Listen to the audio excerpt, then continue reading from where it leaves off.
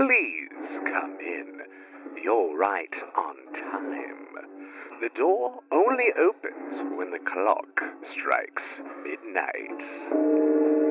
Georgia and Hannah are preparing to broadcast from the belfry. Just like this old bell tower, they have many stories to tell. Some old and some new. Follow me up these stairs, but mind your step.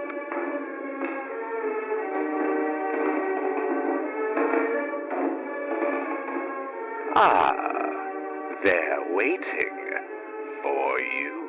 Recording in progress. Recording in progress. I'm so nasally right now. Okay. It's like, we gotta go before it crashes again. Oh my god. Anyway. I have no sense of urgency about anything this week. Because I'm fucking tired and I had a cold and I'm still fucking congested. And everything is due this week or needs to be done this week or what the fuck ever. And I don't care. We have first aid training tomorrow. Oh god, I keep forgetting about that. I still have to do the online thingy. It's gonna be easy though. Yeah, I was looking at it this morning and I was like, this is the same one. And then I was like, oh, I just spent half the time doing this and it is not in fact the same one. Their website is just not very intuitive. So that was great. I wasted a bunch of time. Anyway. Where were you on August 21st, 1955? Well, my dad was alive. That's great. So, technically, part of me was alive. My biological sperm donor, as my mom calls him, was alive. That's all I got. Just kidding. I was here when this happened. In Christian County, Kentucky. Oh, shit. And let me tell you, I'm just fixing my leggings, you know. Okay. You're good. It was a typical summer night. Stars, cicadas. Okay, please continue. Probably sweat. Yeah, probably. I mean, I wouldn't know what that's like. Yeah, because you're... Anyway. Deformed? It's okay. I was gonna say you're alien, but I think that's kind of... Oh, okay, well... on the nose. Cart before the horse. At their farmhouse in between Hopkinsville and Kelly, the Sutton family are hosting their friends from out of town, the Taylor family. Milo. He's such a beautiful boy.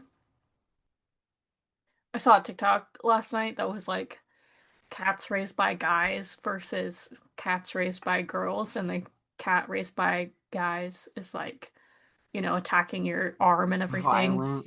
And the cat raised by girls is like just like loving and like gentle and like all up in your face. And I was like, Milo is both. Yeah, he kind of treats us differently for the most part. Yeah. He's very, very sweet with me, but he is a menace to Seth. A squid can be both, but she's mostly a menace. And Luna is just the perfect little baby. Anyway, the Sutton family and the Taylor family. They have spent the day playing cards, listening to the radio, having dinner, typical 1950s wholesome family fun, until around 7 p.m. when Billy Ray Taylor... Love that. Not to be confused with Billy Ray Cyrus, of course. Of course. Goes out to fetch water from the well. As you do. But when he comes back to the house, he says, there's something out there. A flying saucer. OMG. OMG. I bet he definitely said that. He definitely said, I told you I was there. He coined it. Um, Yeah, for sure, for sure, for sure. he described a bright silver disc streaking across the sky, real bright, with an exhaust all the colors of the rainbow. That he did say. Uh, Oh. that seemed to come down in a nearby field. And everyone else there, so there were like 8 adults because the Sutton family, like the Gad's brother and like his family were also over. So there Yeah, it was was a like, family gathering in the middle of the night. I yeah, mean, it it's, was. I mean, it's Kentucky. What? I'm just kidding. well, but when you live like kind of slightly in the middle of nowhere is just Yeah. what you Well, and do. like their friends were in from out of town, so they're probably like family friends. So the rest of the Yeah. family came over and everything. So they all laugh and they were like, "Oh, it's a shooting star, whatever," until their dog starts barking violently at something. Hmm. So Lucky, who is the Sutton family patriarch, and Lucky and Billy Ray grab their guns, a 20 gauge shotgun and a 22 caliber rifle, and they head out the back door, expecting to see a raccoon or like worst case someone trespassing.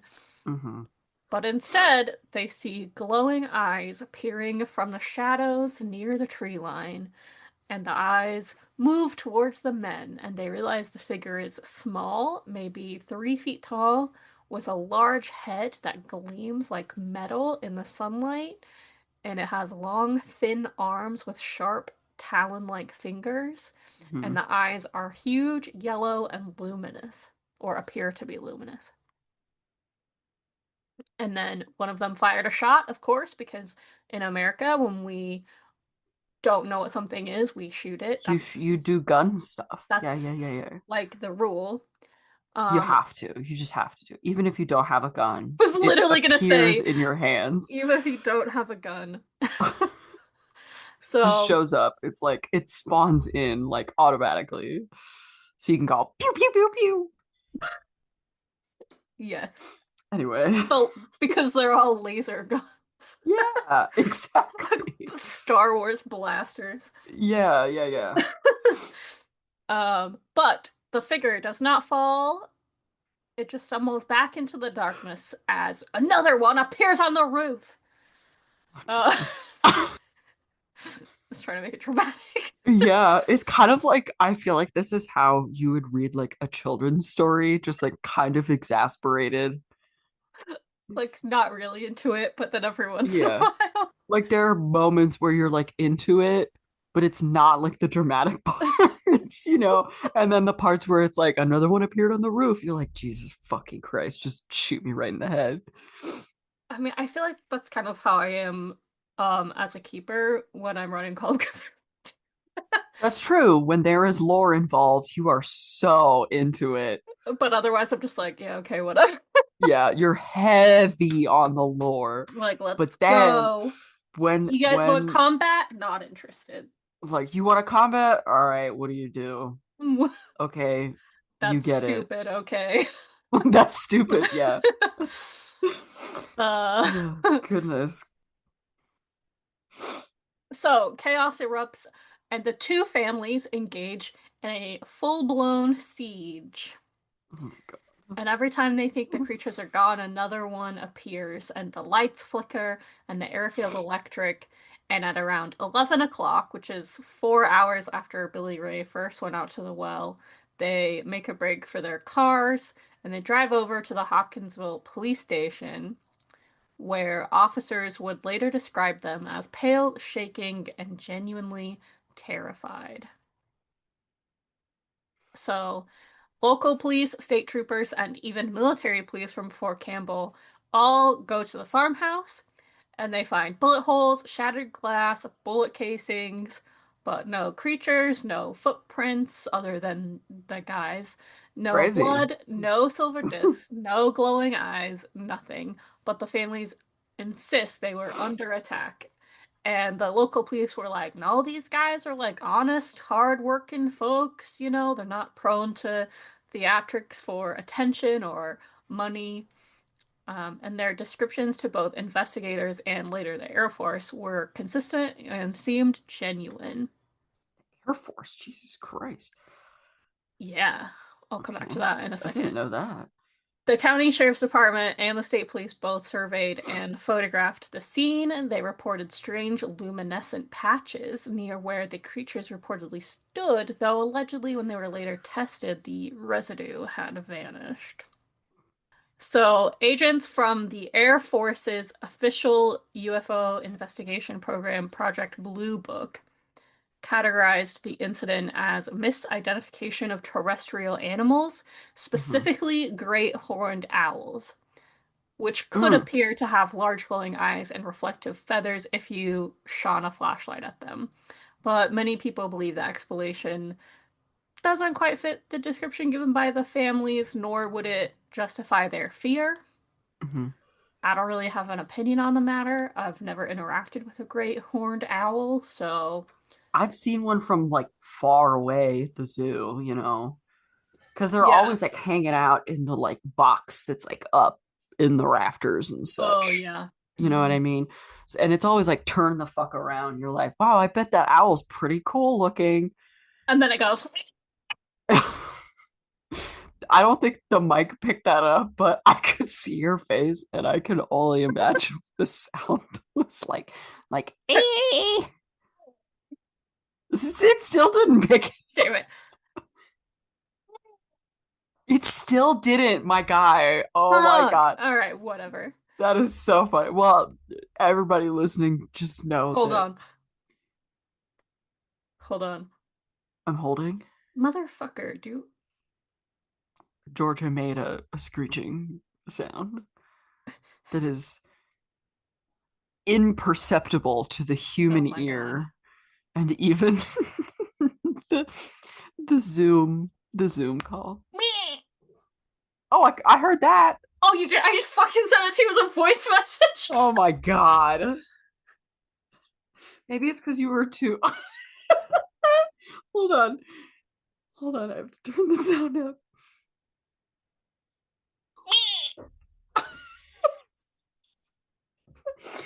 Oh shit. Oh Jesus Christ. Can I save this? Can I save it? How do I? It's just How do gonna I? appear somewhere, and I'm not even gonna know what it Stop. is until you tell me. Ugh, Oh okay. my god. Well, you'll see. You'll see later. That's oh my god, that's so funny. Whew. Anyway. So newspapers started reporting on the Hopkinsville Goblins or the Kelly Little Green Men, which was Mm-hmm, the first mm-hmm. time that phrase is used and has obviously become part of the alien pop culture zeitgeist, even though they were described as silver or gray. And then, of course, the later depiction of grays in shows like X-Files owes a lot to this event. Interestingly, scholars like David Clark have noticed how alleged UFO phenomena seem to repackage older supernatural stories about like goblins or Mm-hmm. fairies or spirits or demons and essentially like turn them into aliens for a more modern setting, which I think is a very interesting take on everything. Also, by the mid 50s, like that marked the beginning of the space age, as we Mm-hmm. commonly see in mid-century antiques. Um, the Cold War was 10 years in, and World War II had kind of solidified that fear of atomic, you know, nukes.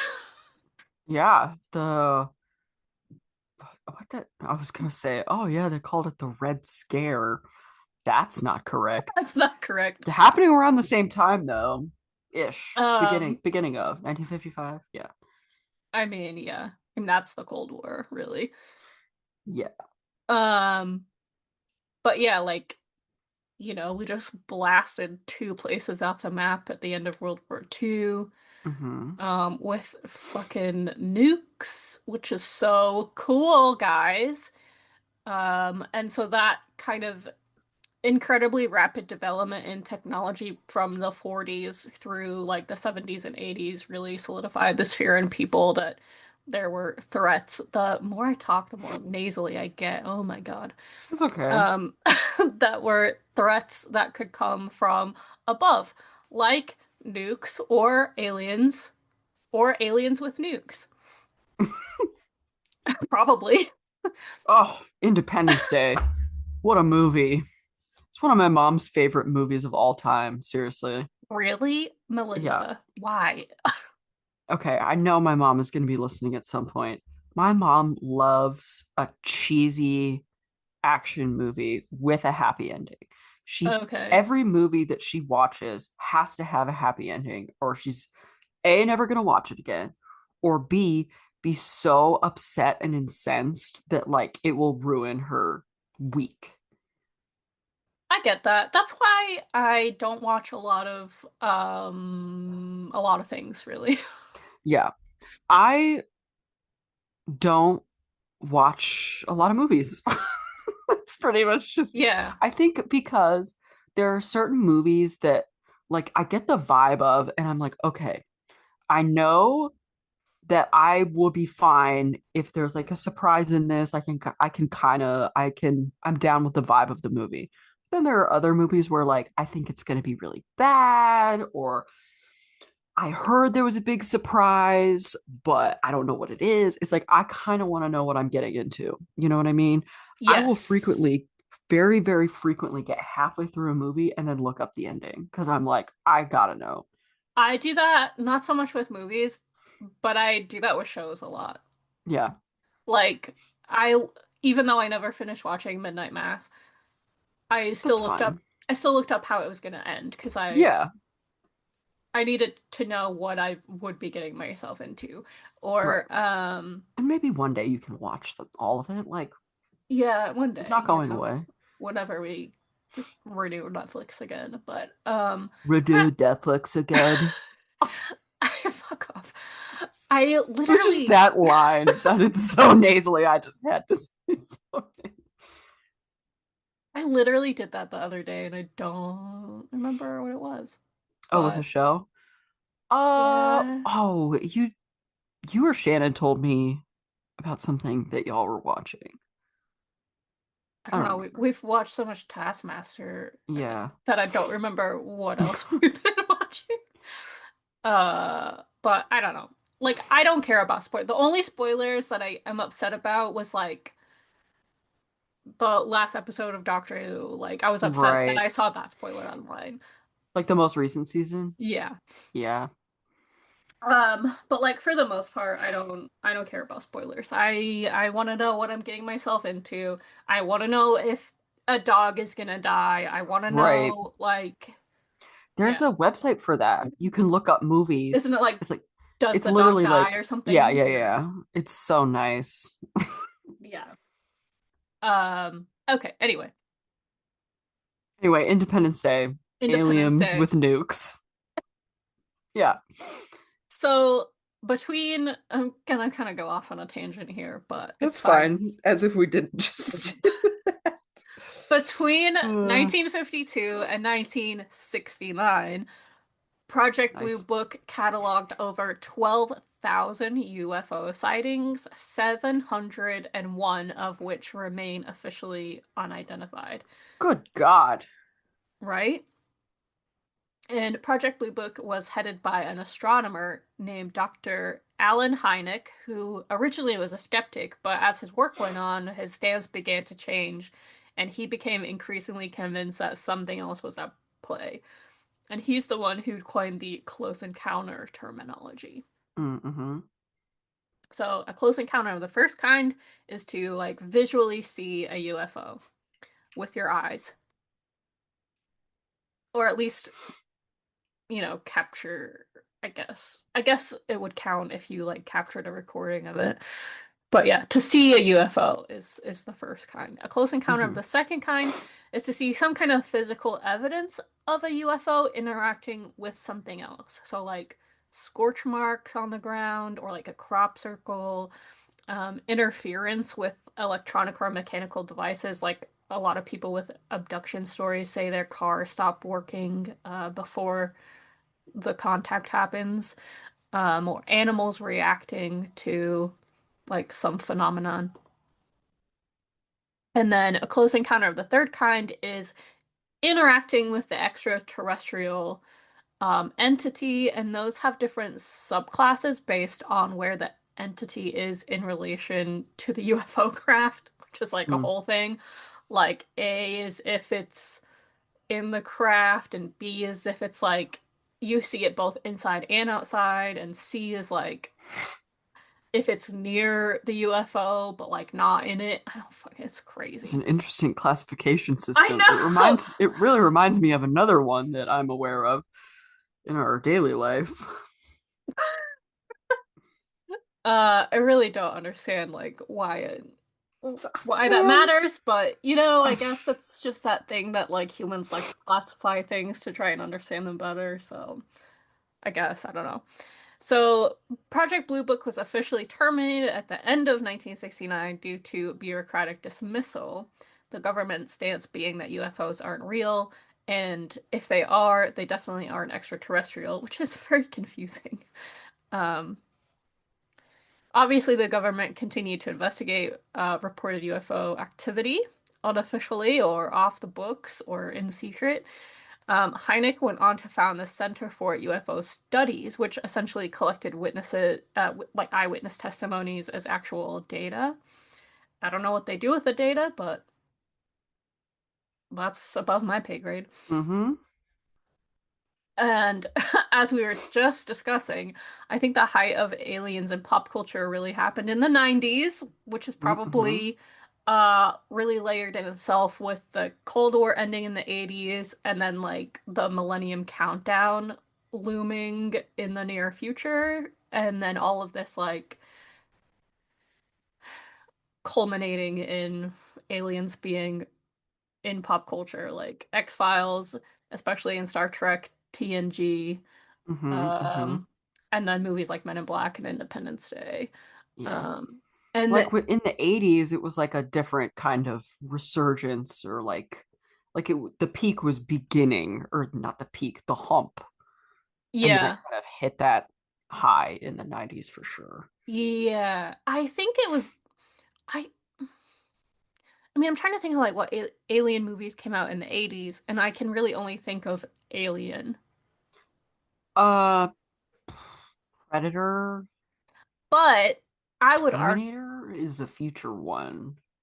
I would argue that like Alien and Predator are especially Alien, I can't remember much about Predator to be honest, but especially That's Alien fine. is more about like because it's set in space, it's not really reflecting like the horror of aliens coming to Earth. It's more of that like going into space, being in the unknown. Like Oh it's a my different kind of God. horror.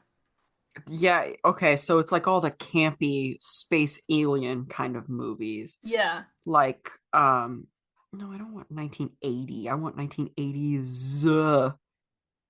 Jesus Christ Almighty. Like Stupid Google AI. Killer Clowns in Outer Space, Life mm, Force, The mm-hmm, Last Starfighter, Starman, Explorers with River Phoenix. Aliens. mm-hmm. The Abyss, Critters, E.T. was 1982. Oh yeah. That's Uh, not a horror movie though. yeah. The Thing.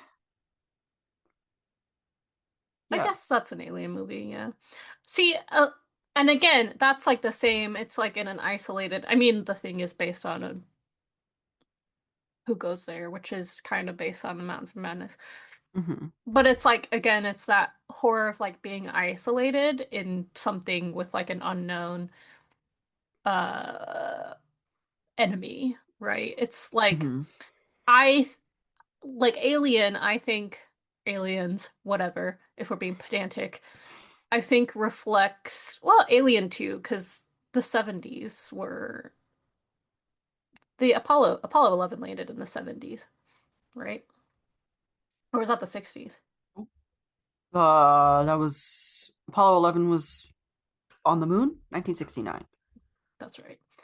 I think was like July something. Yeah, I think the earlier decades is more reflective of like that kind of going into space and seeing something unknown with the moon landing happening and with the space race and all that. Yeah. And then in the 90s we get more into like the aliens have come to Earth and like they're trying to like take over or whatever. And I don't really Right. know what shift that reflects culturally, but I'm sure it's something. I don't Um, know. I don't yeah, know. it's interesting to think about. Because, I mean, so much of what happens in entertainment reflects social anxieties, right? Why We were talked aliens popular in the 90s? we talked about this before with like zombie movies and everything reflecting the anxiety of like swine flu and bird flu and everything in the early 2000s. Apparently, it's suggested that aliens, there was a resurgence because the 90s was when like CGI became a thing, Yeah, I guess so. which is crazy. I mean, I'm sure that's part of it. Yeah. But Aliens. I still think there has to be some kind of Yeah. social. When the Cold War ended, 91. Um, Yeah. like the enemy or oh man, now I'm thinking anthropologically. Oh gosh, what was anthropological theory? How was that changing in the 90s?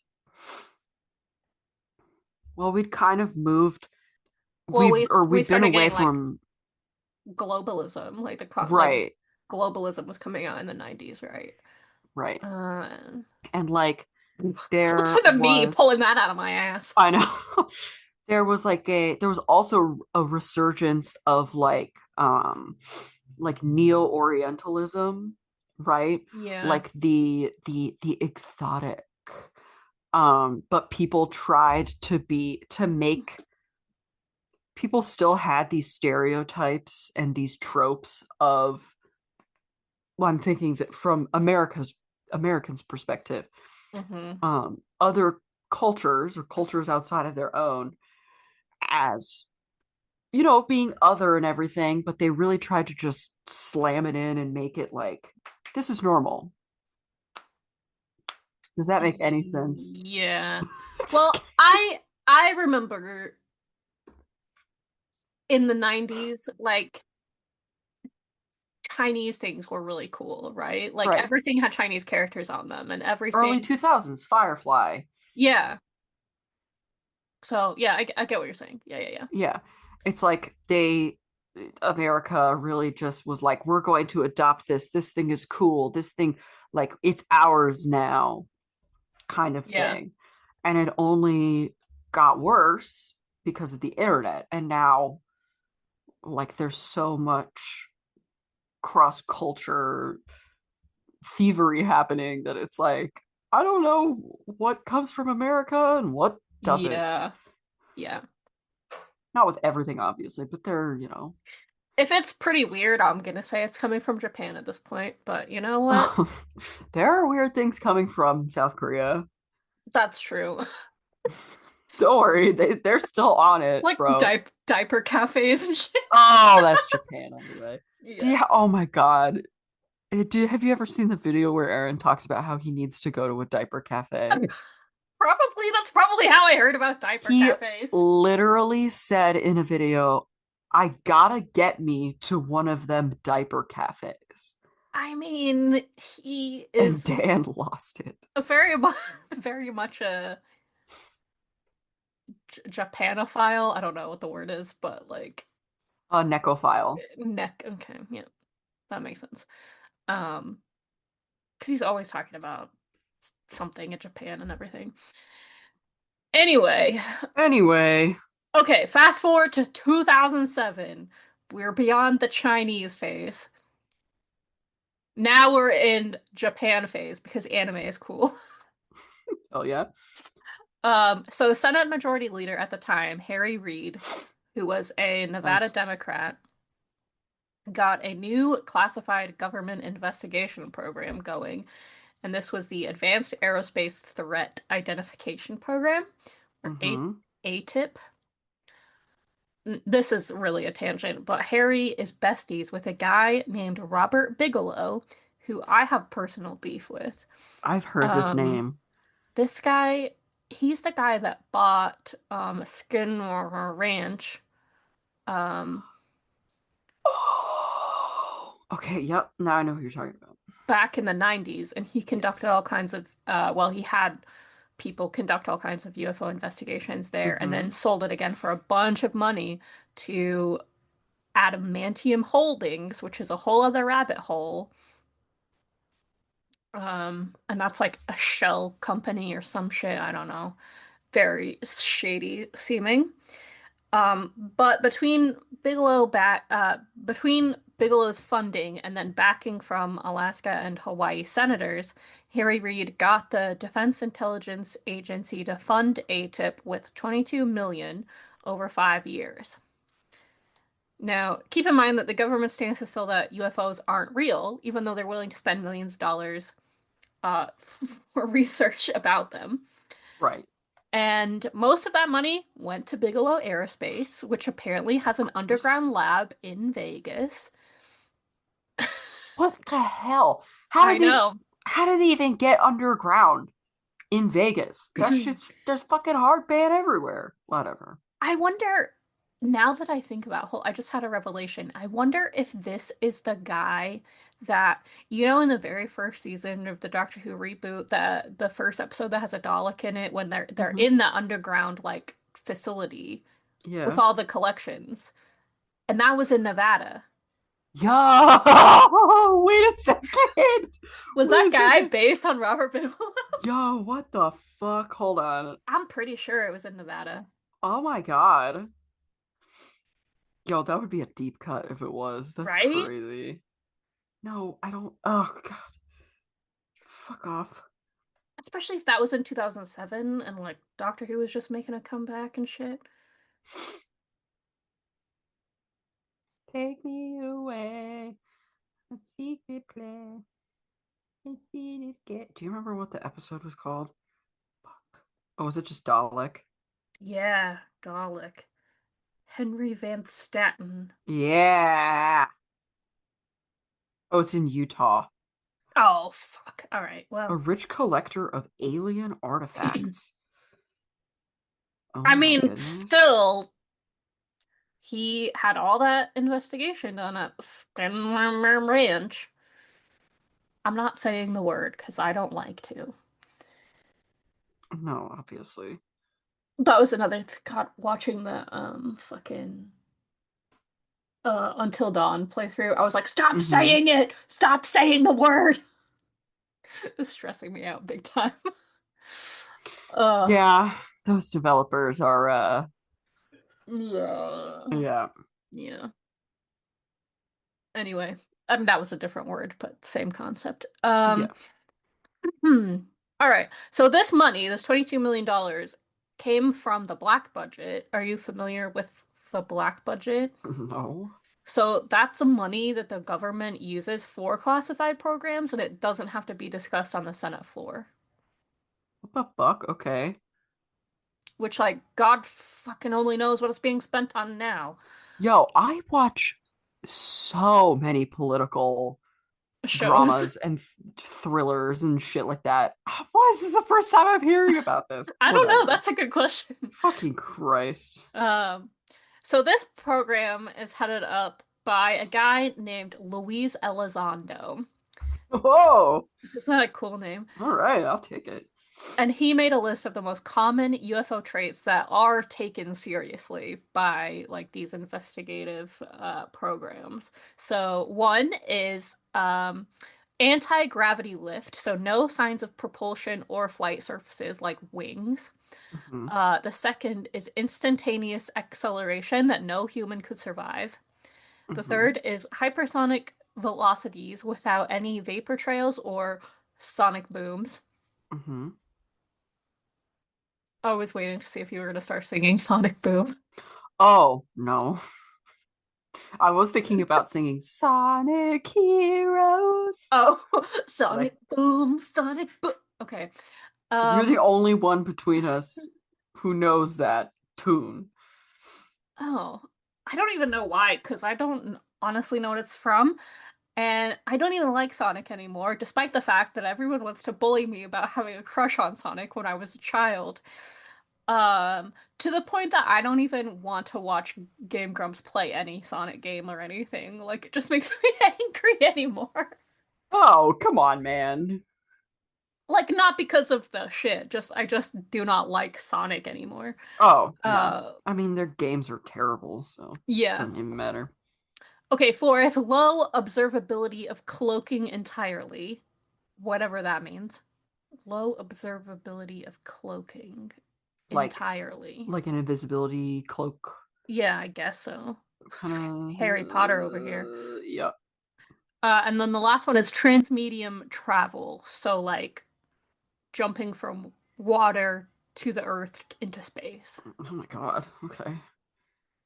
And the purpose of ATIP was to investigate eyewitness sightings and footage of unknown objects, mostly from military reports, and then to try identify them and determine if they're a threat to national security. So they interviewed Okay. military personnel who reported unusual sightings whilst on duty and collected testimonies. Fast forward again to 2017, Tom DeLonge. Oh my gosh. Really? Okay. Yeah, I just Okay. said, where are you in my Where notes. are you? Tom DeLonge founded the To the Stars Academy with literal former Pentagon officials, CIA, and aerospace engineers, including Luis Elizondo, all for the purpose of pushing the government for transparency about UAPs, as they're now called, because Hmm? when it comes to the government, the UFO kind of got ruined and highly stigmatized with crazy people, I guess, um, or who they would call crazy people,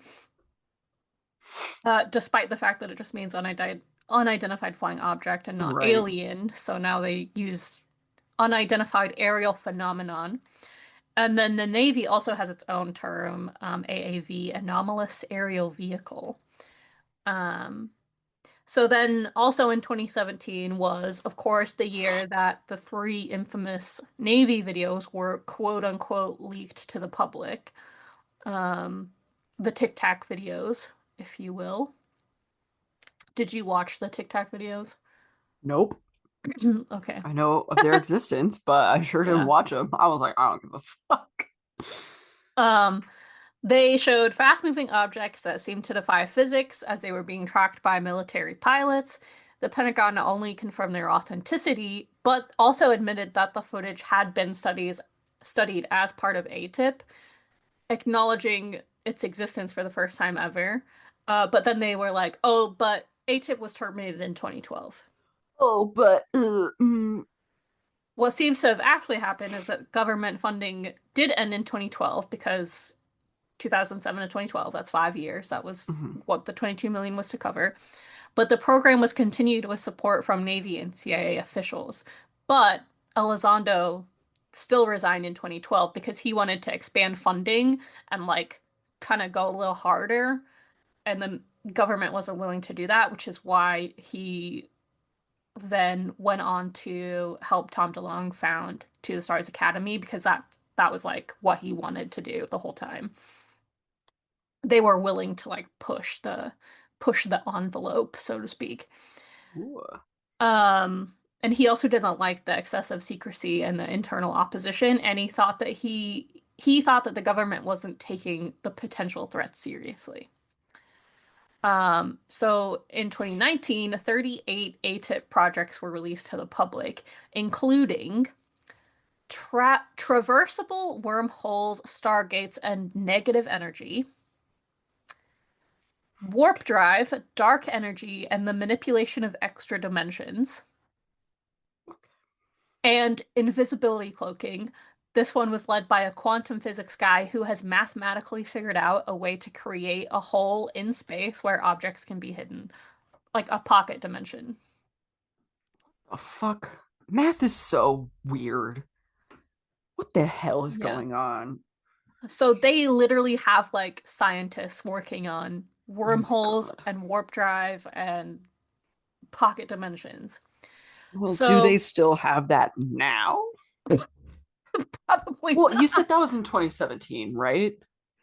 Um, it was in 2019 when these projects were like released. Uh-huh. Like acknowledgement of these projects was released to the public, like declassified. Gotcha. So I Okay. don't know if that means they're still active or not. Okay. I was gonna say, like, if we're funding that with our tax dollars, I'm gonna be pissed. I'm gonna be so I pissed. mean, I assume we ultimately are, Uh, or were at yeah. least. So I'm gonna walk through one of the videos just for like an Word. example. This is the one called Fleer 1 or the Nimitz incident, which was filmed on November 14th, 2004. So even though it wasn't released until 2017, it was captured in 2004. And there are naval training maneuvers happening. Naval travel. I Uh love making mistakes like that, like myself, like making random words. Right. I find it very, very funny. naval travel. Naval travel. Um naval travel manaval. Oh God. Naval training I maneuvers. thought you were gonna say it again. Okay. Sorry, please continue.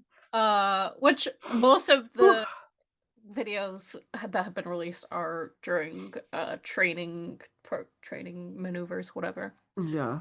Um, and this has since become known as one of the best documented UFO sightings of the 21st century, which seems like a big statement considering we're literally only a quarter of the way into the 21st century, but what do I know?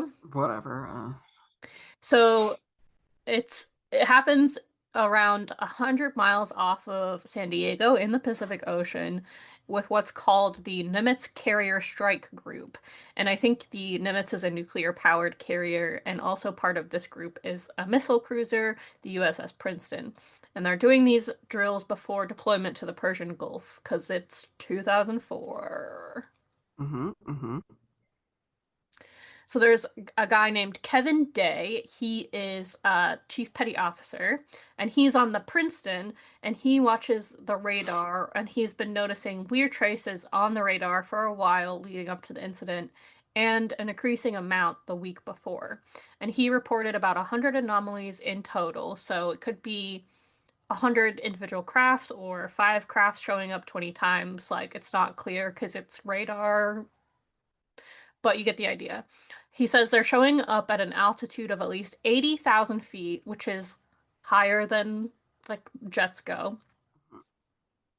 And the other radar operators confirm seeing these traces as well. So on the day of the video, 2 FA-18 Super Hornets are radioed to pause training maneuvers and head to these coordinates for an emergency real-world task and intercept a strange object, and they're asked if they have live weapons, and they reply they do not. Each jet has a pilot. One was Lead Commander David Fravor, and the other was Lieutenant Commander Jim Slate, and they each had a weapon system officer with them. And it's worth mentioning that Dave is a guy who knows his shit. He was a commander of the elite Black Aces Squadron, and he was a Top Gun program graduate with over 16 years of experience Oh, gee. at the time of the video. So we have 4 witnesses in 2 jets. And they arrive at the coordinates, and neither pilot sees anything, and there's nothing on their radar. And then Fravor looks down and notices that in an otherwise calm ocean, that the water is looking frothy and foamy, like boiling water. And he says above that, there's an aircraft hovering about 50 feet up. It's white and oval, like a tic tac, about 40 feet long, and then it starts jumping around randomly. He described it as being like a ping pong ball that was thrown at the wall. So it dropped quickly without any signs of a sonic boom or anything that would typically accompany an aircraft moving fast. So then Fravor begins his descent down towards the Tic Tac, but it started coming up towards him, like they were going to meet in the middle. So he gives up his slow circular approach that he was taking and heads straight for it, like nosedived. And that's when he said it accelerated like nothing I've ever seen. And then he said that he was pretty weirded out, which seems really casual. I was just gonna say, like, is he Like, okay? was pretty weirded out. Yeah. Okay. So they get back. Oh, okay. They get back on the radio and they're given a rendezvous point 60 miles from their location and they're on their way there and over the radio comes, "Sir, you won't believe it, but that thing is at your cap point." So in the time it took these crazy advanced fighter jets to travel 20 miles, this thing had gotten all the way to their rendezvous point, which it also apparently somehow knew, or it was a freak coincidence, but that's weird. Again, there was no sonic boom or anything, and someone smart figured out that it would have to move at 2,500 miles per hour to make that distance in the time. So by the time the pilots got there, it had gone. So they head back to the Nimitz, and poor David Fravor gets made fun of. His supervisors didn't do any further investigations, and he went through with his deployment. And since retiring, he said, "I have no idea what I saw. It had no plumes, wings, or rotors, and it outran our F-18s. I want to fly one." Yeah. I mean, I guess Yeah. military pilots are a special I mean, fucking I get breed, it. so they're all I fucking get it. crazy. That's why he was so chill. The official declassified report stated that the craft didn't belong to any known Earth nation, but it didn't say anything about the Fire Nation, though. That's an God. Avatar joke. Uh-huh. Uh, I've never seen Avatar. It's fine. I've seen the What? end of Avatar. I take it back. I've seen the end of Avatar. What? That's crazy. Even Seth has seen it, and he never watches cartoons. Yeah, I've only seen the end of it because of Stu. Mm. Also, apparently, a version of the report that's still highly classified and will likely never surface. So, what was Really? left out of the declassified report? That's what I want to know. Yeah. And the footage has been confirmed that it's from one of the most advanced sensor tracking devices on the market and has not been fabricated. So, like, that's an overview of one of the Tic Tac videos released in 2017 when the government tried to make history by admitting that aliens were real, but none of us really cared because we all know a distraction when we see one. Yeah, that's good, very good point. Yeah. Epstein files. Literally. Oh my God, brother. All goes back to 1955 in Kentucky. I always thought that so the Kelly Hopkinsville encounter, I always kind of thought that since I learned about it, since I worked near Hopkinsville in at Fort Campbell, um, that it was maybe, you know, from the fort. Yeah. Because I think they started doing basic training there around that same time. Like they didn't do basic training there for very long. It was like from the mid 50s, maybe late 50s to like the early 70s. That was it. Oh, really? Yeah. Wow. They don't do basic training anymore. So I saw something that was like military technology is typically about 20 years ahead of what is available to the public. Right. And so it was talking about like, this was the other surge of, like the actual surge of aliens in the 90s, not the pop culture surge of aliens in the 90s. But it was like if you think about, how long drones have been on the market and like that kind of thing, Mm-hmm. it would make sense that if anyone was watching military bases in the 90s, they would have seen like military drones being tested for the first time. And of Mm-hmm. course, they wouldn't know what they were because we don't have drones. And now we do have Exactly. drones. And it's like, oh, Not I everybody mean, has drones. now anytime we see flashing lights in the sky, we're like, oh, it's fucking Starlink, or oh, it's a Yeah, that's drone, true. or Starlink or like another satellite or like yeah, shit falling from some yeah. fucking Starlink satellite because it's always shit falling from one of those. It's a fuck So Starlink. stupid. Yeah. Um, but that was a good point. So I don't know what came out in the 70s, but I mean, I Yeah. guess that's when like really fast jets and stuff started coming out, but I also don't think you can really compare jets to like flying saucers. Mm-hmm. 'Cause jets still look the same as they do more or less in the 40s. Uh, But like the way that these creatures were described by this family is like really fascinating. Because if yeah. they were like closer to human sized creatures, Yeah. like the fuck? I But mean, the great horned like owls are big as fuck though. yeah, and they describe them as being like 3 feet tall. How Yeah, yeah. how How big tall? is a great horned owl? Wasn't there a Pokemon based on this creature? A great horned owl is 18 to 25 inches long, Oh wow. which is not that, That's like which is smaller than three yeah, feet. that's about 2 feet Yeah, 1.5 to 2 feet, max. with a wingspan of 4 to 5 feet. Mm. So it has a big wingspan. But like still, I would not like you can't see it. But if I saw that in the dark, even if I was freaked Oh out, my god, I'd be scared out of my mind. I would yeah, I'd be like, "Oh shit," but I wouldn't be like, "That's a Yeah. fucking alien." Yeah, like I don't have my phone flashlight that I can like direct onto this thing to be like, what is it? Oh, I Yeah. can use my Google Lens to take a picture and then Google AI will tell me what the hell it is. You know? Yeah. No, I'm pissing in the darkness, my guy. The darkness. Trousers down or probably in 55, my skirt lifted, you know. Yeah. Mm-hmm. I'm taking a dump. Yep. Literally scared shitless by this alien creature that's But probably a fucking owl.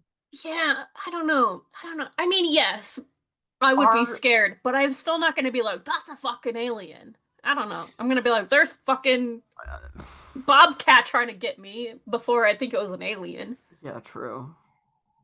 And Or if there's if a you know if they were drunk too, that would add yeah. another level to it. Well, they probably were. It is Kentucky. Yeah. Kentucky bourbon. And it's close enough to Tennessee. Maybe they were moonshining. I don't know. But like they Oh, have the that's kids and shit with them too, and like yeah, I don't really know what the kids directly say, and the kids I'm sure are still alive now. I mean, maybe. my mom was born in 58. She's still alive. My dad was born in 54. Yeah. So Yeah. like the kids would be, probably in their 70s now, but Mm-hmm. um Okay. I don't know what they would have to say about it directly, but I'm sure they weren't drunk. I mean, as much as we like to make fun of people from Kentucky, I'm sure the kids were not drunk on moonshine.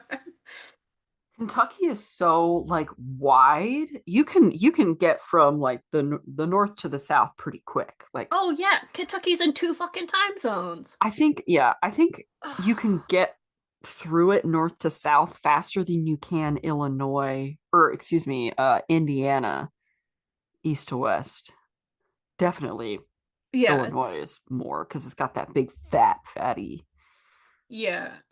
I mean, But I don't know.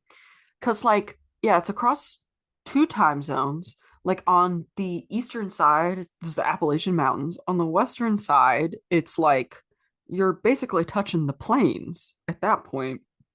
Yeah. Like you do, you're right up on the Ohio and Mississippi River, so of course there's bluffs and shit, but like, you know, Yeah, it's not the Appalachians no, like the which rest of the are state. so craggy and so all over the fucking place. Well, I Yeah, don't know. I like that guy's theory that like UFO phenomena replaced like supernatural phenomena. right. It's like the technology, like It's the very cultural interesting. norms that we are familiar with are what we assign to things. Yeah. Or like we're so technology, internet, network AI, Yeah. I was gonna say savvy, but like that's so ingrained in the um like in the zeitgeist Mm-hmm. that the shit we make up to explain things is gonna be like, oh, it was probably a robot. Not me, because I hate aliens. I'd rather take Your face is so funny. You look I'd so rather mad.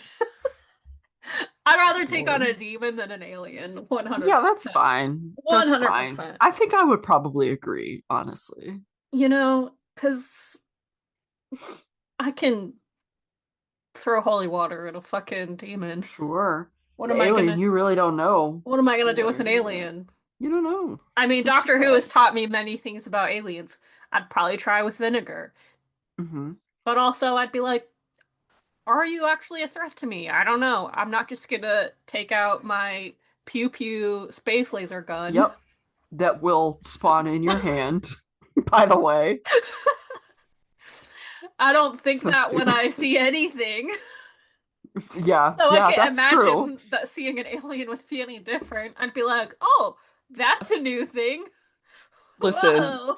if a pew pew space laser gun spawned in my hand anytime I felt like fear, I would be happening like 4 times a day. I have anxiety, bro. I feel fear all the time over nothing. I sit there at my desk typing away my little numbers, and I'm like, oh my god, I'm being hunted for sport. Can you imagine if my pew pew space laser fucking came out at that time? Maybe you are being hunted for sport by the Oh my aliens. god, don't And you say have this to some kind me. of sixth sense that's tapping into it, and Oh my god. that's what's causing the anxiety. Oh, I'm gonna fixate on this. Fuck. Oh no. Well, And on that note, maybe I'll try to befriend it. Well, that concludes this week's broadcast. I hope you've enjoyed it.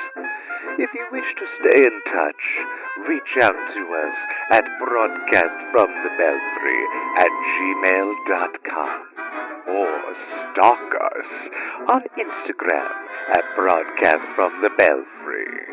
Again, I hope you've enjoyed our little show. Please rate and review. And until next week, stay spooky.